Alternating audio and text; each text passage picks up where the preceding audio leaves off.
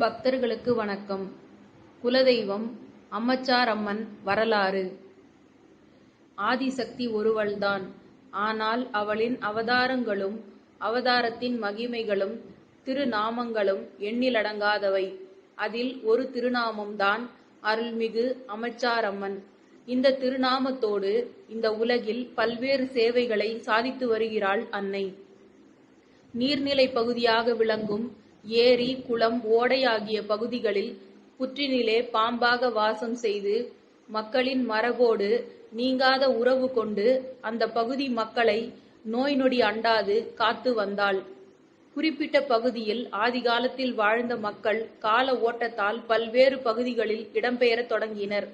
அவ்வாறு இடம்பெயரும் பொழுது அருள்மிகு அம்மச்சாரம்மனும் தன்னுடனே வரவேண்டும் என்று ஆளுக்கொருவர் அருள்மிகு அம்மச்சாரம்மன் வாழ்ந்த ஆதிமூல பீடமான புற்றிலிருந்து பிடி புற்று மண்ணை எடுத்துக்கொண்டு சென்றுவிட்டனர். அவ்வாறு எடுத்து செல்வது நகரமயமாகி வரும் இக்காலத்திலும் நடைபெற்று வருகிறது என்பது குறிப்பிடத்தக்கது. அன்னை அருள்மிகு அம்மச்சாரம்மனும் அவர்களின் விருப்பங்களையும் வேண்டுகோளையும் ஏற்று கிராமம், நகரம், பெருநகரம், மாவட்டம், மாநிலம், தேசம், மொழி, இனம் என கடந்து பல்வேறு பகுதிகளுக்கும் சென்று தன் அருளாட்சியை நடத்தி வருகின்றாள்.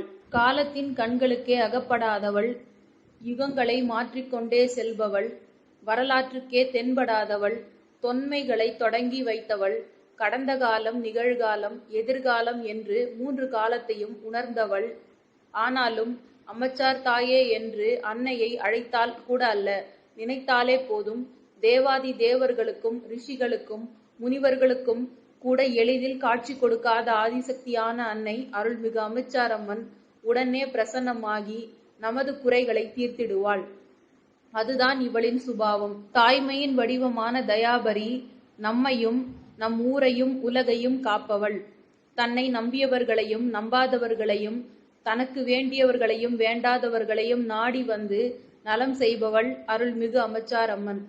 நித்தமும் நமக்கு நிழலாக நின்று அவள் அரைவனப்பிலே காத்து வருபவள். நம்மை ஈன்ற தாயின் சுபாவமும் அருள்மிகு அம்மச்சாரம்மனின் சுபாவமும் வேறு வேறாக இருக்காது. கூர்ந்து கவனித்தால் அனைத்தும் விளங்கும்.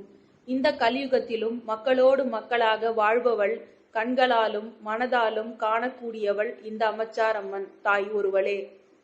இவள் விரும்பி வாசம் செய்யும் இடம் நீர்நிலை பகுதிகள் ஆகும். இவளின் சிறப்பம்சம் சிலை வடிவத்தில் அக்னி கிரீடம் தரித்து வளர்ந்து நிமிர்ந்து நிற்கும் காதுகளில் குண்டலங்களும், கடவாய் பகுதியில் கோரை பற்களும், நெற்றியில் திலகம் பதித்து கோப ஆவேசம் கொண்டு சுயம்பு தாயாக அழகு முகத்துடன் கழுத்து வரை மட்டுமே உள்ள அருள்மிகு அம்மச்சாரம்மனின் நெற்றிக்கும் தலைமுடிக்கும் இடையில் நாகம் தழுவி நிற்கும். இந்த அம்சம் வேறு எந்த சக்தியின் வடிவத்திடமும் காண முடியாது. மேலும் இவள் அனைத்து உயிர்களாகவும் காட்சி தருவது மற்றொரு சிறப்பம்சம் ஆகும். எத்துணை இன்னல்கள் வந்தாலும் இவளை மனமுருகி வேண்டினாலோ அல்லது கோபத்துடன் சீண்டினாலே போதும், பாரபட்சமின்றி இன்னல்களை தீர்த்து எதிரிகளையும் உங்களுக்கு நண்பர்களாக்கி விடுவாள் இந்த அருள்மிகு அம்மச்சாரம்மன். இதுதான் இவளிடம் உள்ள தனித்தன்மை. தவறு செய்தவர்களை தண்டிக்க மாட்டாள். மாறாக தன் தவறுகளை உணரச் செய்து திருத்துவதுடன் வருந்திய உள்ளங்களுக்கு வாழ்வளித்து காப்பதுதான் இந்த அன்னையின் மகத்துவம். அருள்மிகு அம்மச்சாரம்மனின் தீவிர பக்தரோ பக்தையோ யாராக இருந்தாலும் பகை உணர்வுடன் ஒருவரை பழி தீர்க்க எடுக்கும் காரியம் எதுவாயினும் அதை நிறைவேற்ற அனுமதிக்க மாட்டாள். இந்த தாயின் சக்தியை பற்றி கலியுகத்தில் எத்தனையோ பேர் தன் வாழ்வில் உணர்ந்து இருக்கிறார்கள் என்பது உண்மையாகும். நமக்கும் நமக்கு கவசமாக இருப்பதுடன் வீட்டு தெய்வமாகவும், குல தெய்வமாகவும், இன தெய்வமாகவும், வெகுஜன தெய்வமாகவும், தாய் தெய்வமாகவும், ஊரின் எல்லை காவல் தெய்வமாகவும், உலகுக்கு முதன்மை தெய்வமாகவும் இருந்து காத்து வருபவள் அன்னை அருள்மிகு அம்மச்சாரம்மன். இந்த அன்னைக்கு பல 1000 ரூபாய் செலவு செய்து படையலோ பூசையோ போட தேவையில்லை. ஒரு குவளை பால் வைத்து அழைத்தால் போதும். அன்னை அகமகிழ்ந்து ஆனந்த கூத்தாடி அருள் செய்வாள். அன்னையை அழைக்கவும் அழைத்து மகிழ்விக்கவும் நீரும் மோரும் பாலும் தயிரும் போதும். வேறு எதுவும் தேவையில்லை. வாழ்க்கையின் சக்கரத்தில் மாட்டிக்கொண்டு தடுமாறிய நபர்கள் தயக்கமின்றி இவளது பெயரை உச்சரித்தால் போதும். திருமண தடை, குழந்தையின்மை, நோய், வறுமை உள்ளிட்ட பல்வேறு மனக்கவலையோடு அல்லல் பட்டு வருபவர்களின் துயரங்களை நீக்கி அவர்கள் பிறந்ததற்காக பெருமைப்படும் சூழலை கருணை மனம் கொண்ட அன்னை அருள்மிகு அமைச்சாரம்மன் உருவாக்கி தருவாள். எந்த உயிர்களையும் காரணம் எதுவாக இருந்தாலும் பலியிட விரும்பாதவள். ஏனெனில் அனைத்து வகை உயிர்களையும் படைத்து அனைத்திலும் வடிவம் கொண்டு வாழ்பவள் அன்னை அருள்மிகு அமைச்சாரம்மன்.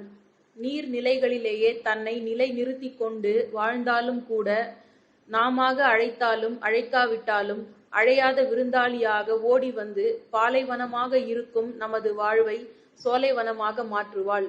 நாம் வெறுத்தாலும் நம்மீதான கருணையை குறைத்து கொள்ளாமல் நம்மை பின்தொடர்ந்தே வருவாள் நம் பிணி தீர்க்க. இவளுக்கு விரதம் இருக்க தேவையில்லை, விழா எடுக்க தேவையில்லை, தினசரி பூஜையோ படையலோ தேவையில்லை. இவளின் பெயர் சொல்லி எந்தவித நேர்த்திக் கடன்களும் செலுத்த தேவையில்லை. இவளிடம் தனது குறைகளையோ குற்றங்களையோ கூட சொல்ல தேவையில்லை. இவளை நினைத்தாலே போதும். நாம் நினைப்பதும் நமக்கு தேவையான அனைத்து காரியங்களும் நடந்தேறிவிடும். அதுதான் அவளின் தனித்துவம்.